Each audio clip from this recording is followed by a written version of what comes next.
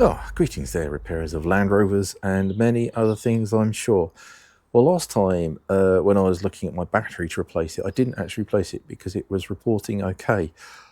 Since then, we've had some much colder weather, and I'm feeling that the battery is not necessarily at its best, its peak. I do want to have another check of it, and I have got a battery to replace it with. So this is the sort of finishing off of that job. Okay, so what I'm going to do in time lapse is repeat what I did last time. I'm going to take out this shelf underneath here. We've got the old spare tyre, get all this stuff out of the way. Fast forward this bit.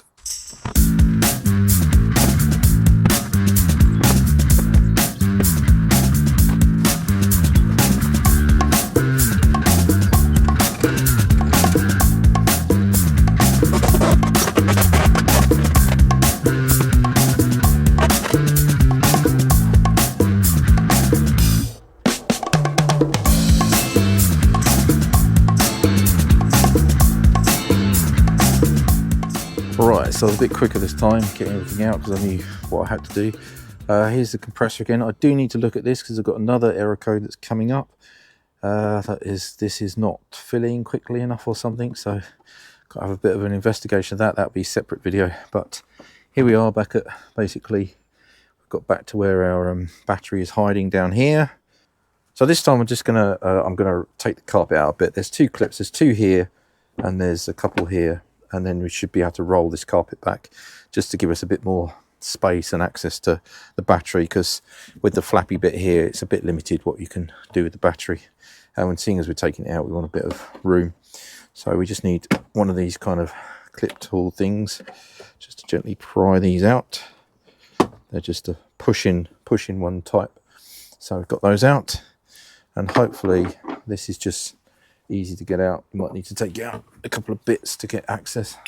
This is easy to take out. It just sort of pushes in around the edges, and I'm hoping that it will just fold over on itself. So that just gives us a nice access to here, especially if you've got to look at things like the compressor.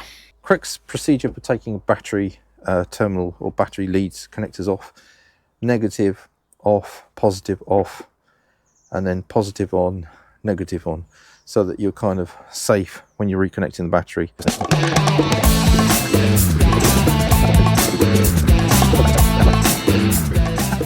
You might just disconnect this vent right at this point, just so I know that it's taken out, but don't forget to put that back in. So again, this is just 10mm hex nut. Obviously, I'll do it a bit.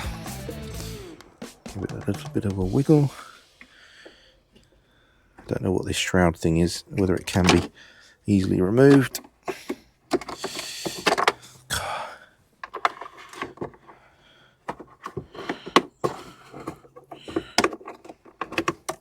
So that's the shroud bit. I might have a look at whether that can be glued back together. Not quite sure why they broke it, but there you go. So there's also a cable tie here that is on a pushing. I'm just going to take this little fly lead off as well if I can, because it's kind of slightly irritatingly in the way. So let's just put that out of the way. So that's out of the way. So it looks like this has been out before, and it's got a bit stretched. So I don't know whether it will come out without a fight or even snap. It's not a brilliant design, is it? Bit Land Rovery. Okay. Right, so now that's off. There you go. So we've got that bit out as well now. Okay, I've wedged the power, the positive thing out the way out there.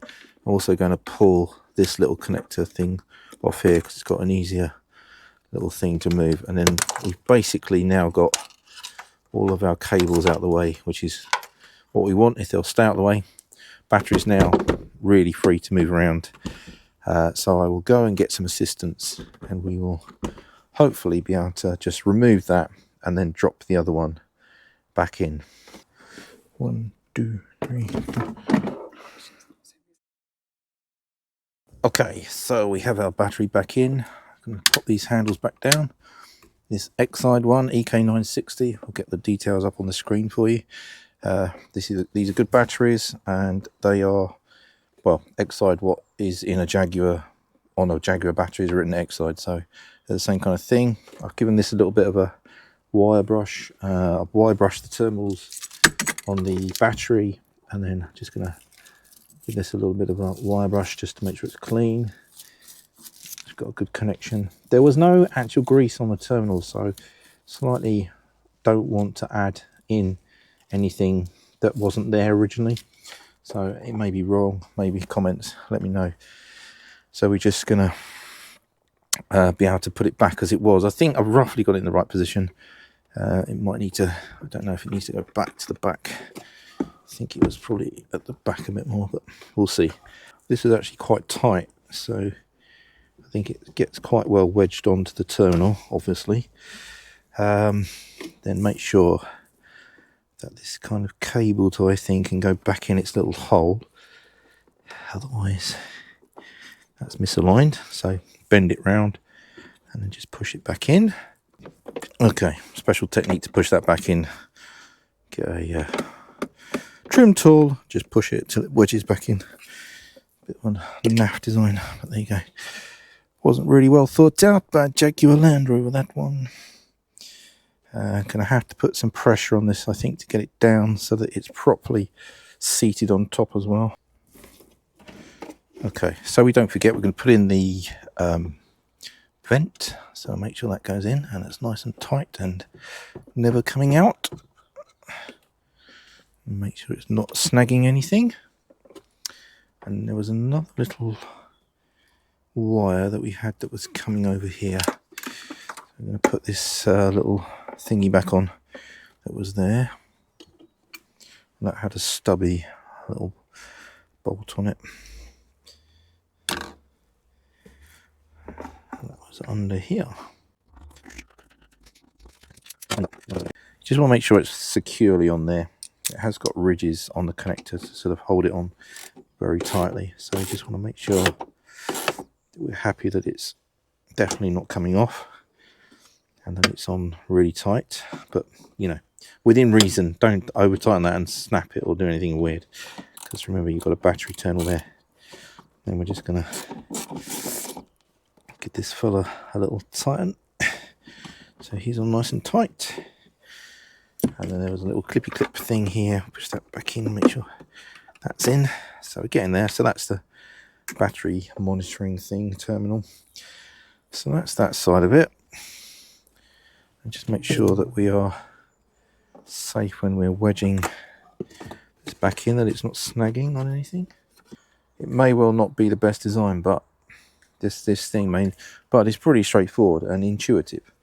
That you've got these two tabs on here that it locks on to protect the back bit, and you would just pull these, you know, push these together, and they will just release this, and you'll slide it off. But maybe that's a little bit too complicated for a Land Rover technician. And now I'm going to get proven why they did it. No, I'm not. So we do want this covered up so that it's not exposed.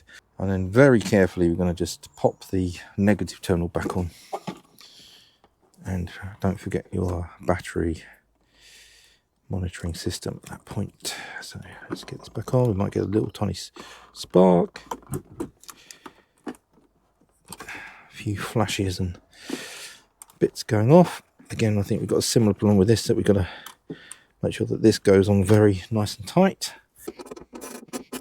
So that's the battery part, the actual physical battery. Okay, we're back in the car. I'm just going to reset the battery monitoring system with my OBD tool. Okay, let's get down to service. Don't need an oil reset. What we got? Battery management system. Let's have a look in there. Battery replacement. Yep. Okay, switch the ignition on.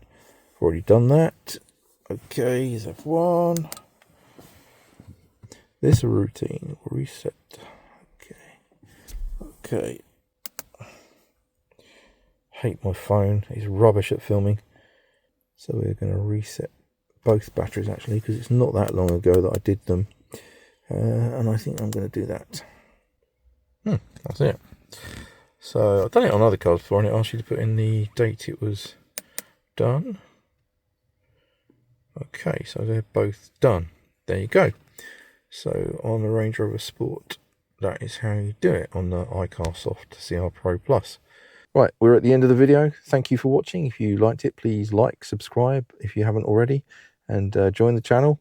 So that's resetting the battery monitoring system and also replacing the main battery in a Range Rover Sport L494. Thanks for watching, and I'll see you next time.